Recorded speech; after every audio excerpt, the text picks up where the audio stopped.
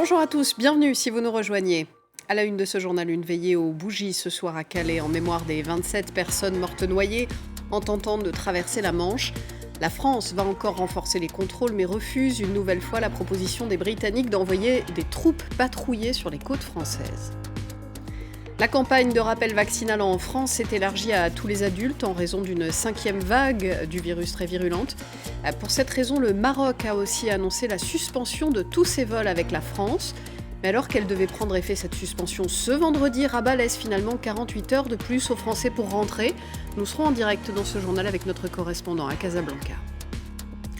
Et puis un couvre-feu instauré en Martinique après 3 nuits de violence sur l'île. Dès la nuit prochaine, la sécurité sera renforcée. La Martinique, comme la Guadeloupe, connaît un mouvement de contestation né de l'obligation vaccinale des soignants.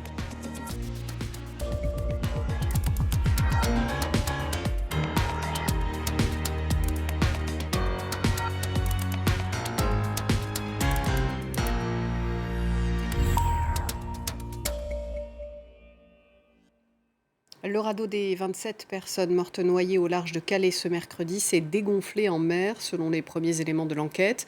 Un 5e homme soupçonné d'être un passeur a été arrêté.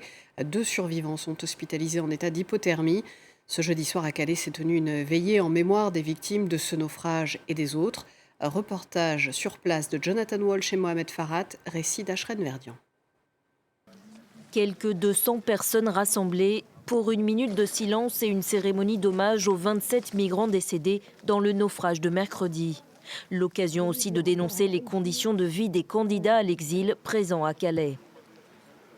On pense beaucoup aux personnes décédées, à leurs proches et aussi pour passer un message politique en fait, pour dire haut et fort que voilà, ces politiques migratoires meurtrières sont à la base sont responsables de ces décès qui se sont passés hier.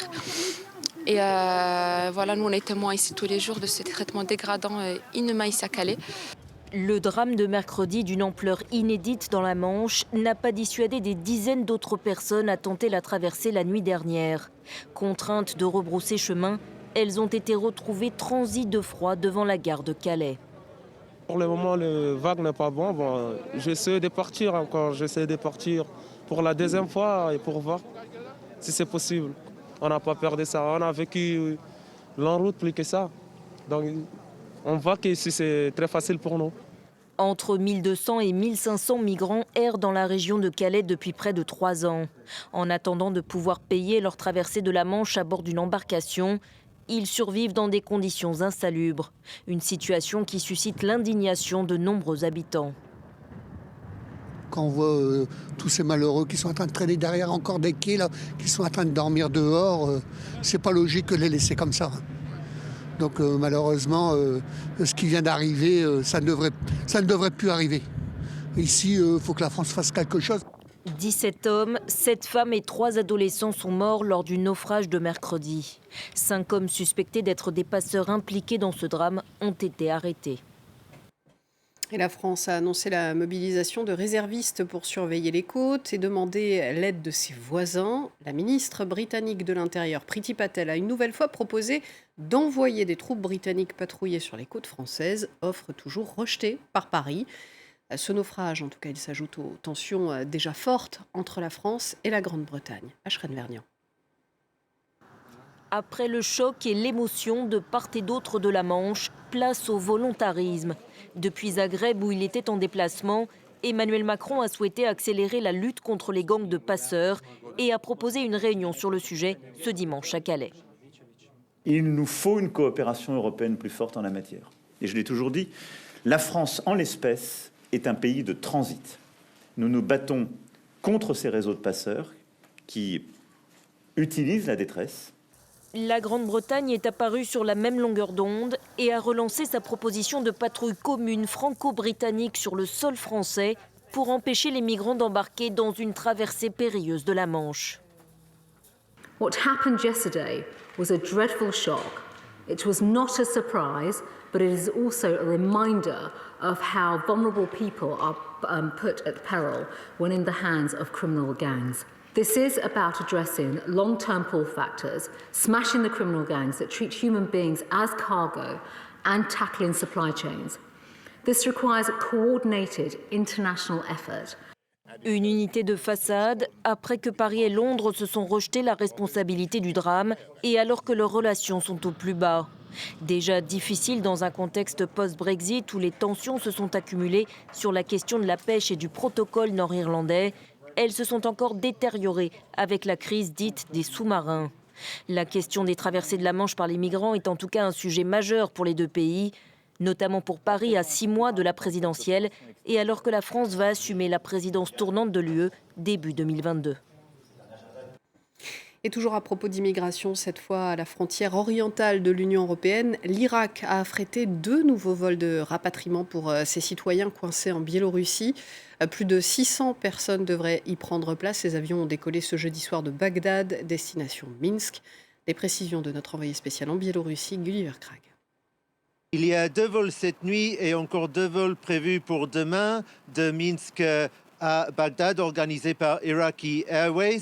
Cet après-midi, j'étais avec un jeune Irakien kurde qui est allé à l'aéroport ce soir, non pas pour monter dans l'un des avions, mais pour dire au revoir à un ami qui avait décidé de prendre le vol. Et lui, il m'a dit qu'il y avait des centaines de personnes à l'aéroport, sans doute plus que ce qui pouvait, pour qu'il y aurait de la place dans ces 2 avions. Mais ce jeune homme-là, lui, il est rentré ensuite dans le centre de Minsk et il a l'intention de faire encore au moins une tentative de rentrer en Union européenne. Il avait l'intention de passer par la Lituanie.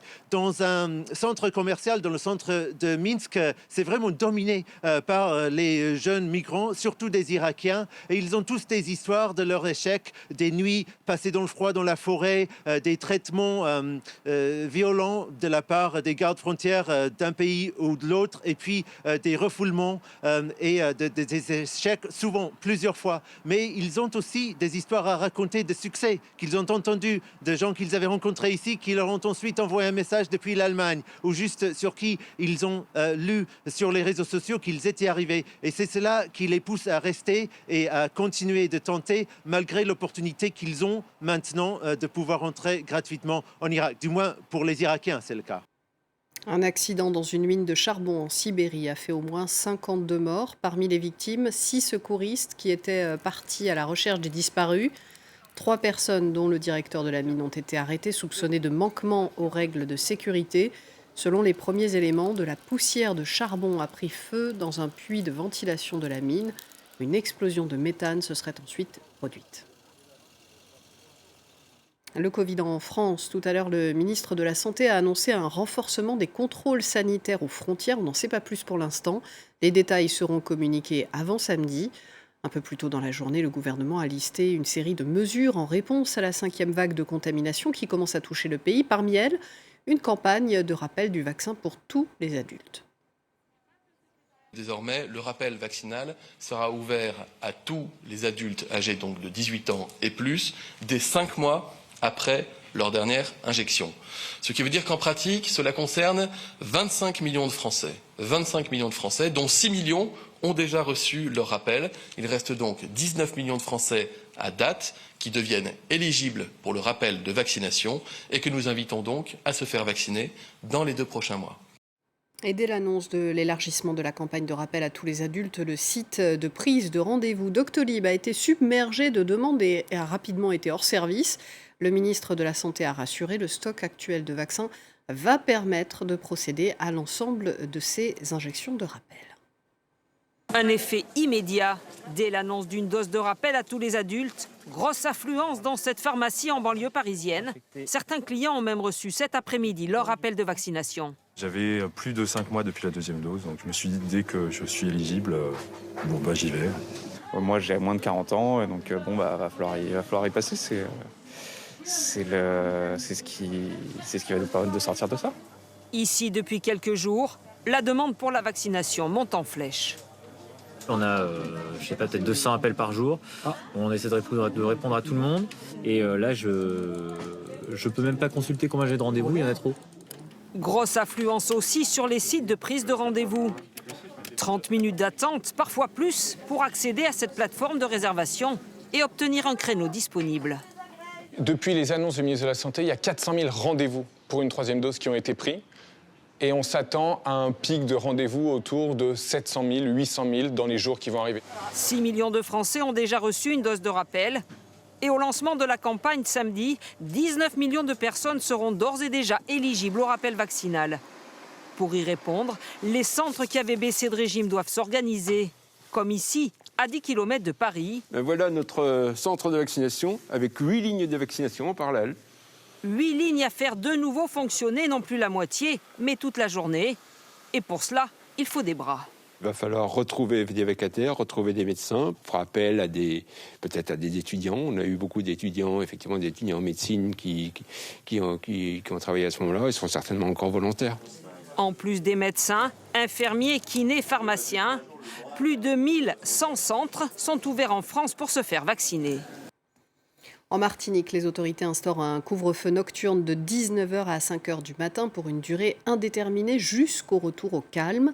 La Martinique, comme la Guadeloupe, est le théâtre de violents affrontements la nuit entre manifestants et policiers. Marc de Chalon. Les jours passent, les barrages se multiplient en Martinique. Ah, tu vas follow tout le monde, quoi. Mais on ne peut pas passer de l'autre côté non plus. Tu peux pas faire ça. Et la tension va crescendo. Hier, tu sais, on a fait ça, on nous a agressés là-bas. Agressés? Ah oui, agressés des petits jeunes avec des cagoules.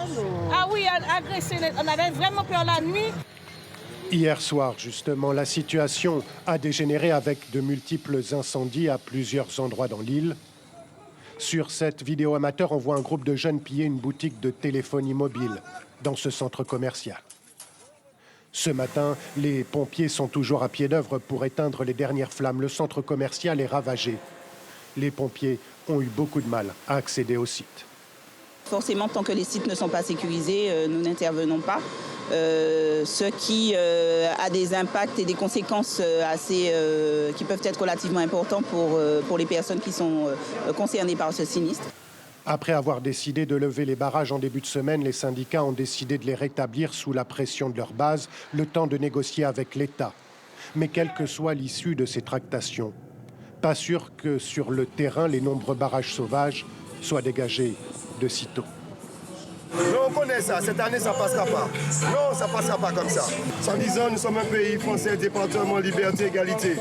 En réalité, il n'y a pas de l'égalité, il n'y a pas de liberté, puisque la preuve, on m'oblige à prendre un vaccin que moi, je n'ai pas envie de prendre. La Martinique, avec une semaine de retard sur la Guadeloupe, a pris le relais de la contestation. Ici aussi, c'est l'obligation vaccinale pour certaines catégories de la population qui a servi d'étincelle à un cycle de violence qu'il va être très difficile aujourd'hui d'arrêter. Et toujours à propos de la situation sanitaire, le Maroc décide de repousser de 48 heures la suspension de ses vols avec la France. Suspension décidée en raison de l'aggravation de l'épidémie en Europe. Elle devait prendre effet demain, vendredi, cette suspension. Ce sera finalement dimanche. On va retrouver notre correspondant au Maroc, Jean-Marie Lemaire. Jean-Marie, pourquoi ce report ? Eh bien oui, cette décision de reporter de 48 heures la suspension des vols réguliers entre la France et le Maroc a été décidée très très rapidement afin de permettre aux ressortissants marocains d'avoir un peu plus de temps pour organiser un retour au Royaume et bien entendu pour faciliter également le rapatriement des ressortissants français ou des touristes vers la France. Il est bon de rappeler donc que les vols avec la France seront donc suspendus ce dimanche à partir de minuit. Mais en même temps, ça ne changera pas grand-chose pour la crainte d'une nouvelle crise dans le milieu du tourisme au Maroc. Parce que il y a des destinations comme le Marrakech ou Agadir qui sont très très prisées durant les fêtes de fin d'année et pour la deuxième année consécutive. Ces lieux touristiques risquent de ne pas connaître leur fréquentation habituelle si malheureusement cette suspension des vols se prolonge jusqu'au début de l'année 2022. Merci beaucoup Jean-Marie Lemaire à Casablanca pour France 24. Et on va continuer à parler de l'épidémie. En Allemagne, la chancelière Angela Merkel appelle à des restrictions supplémentaires. Angela Merkel a exhorté le gouvernement allemand à durcir rapidement les mesures de lutte contre la flambée des infections alors que le pays a franchi la barre des 100 000 décès au virus. Vous le savez, l'Allemagne est confrontée à une très forte hausse des contaminations ces derniers jours. Et puis la Belgique, le rebond dépasse les prévisions les plus pessimistes. L'augmentation des contaminations et des hospitalisations liées au Covid en Belgique est supérieure aux courbes les plus pessimistes, a annoncé le Premier ministre ce jeudi. Il se réunira en urgence, le gouvernement, ce vendredi matin pour décider de nouvelles mesures là aussi.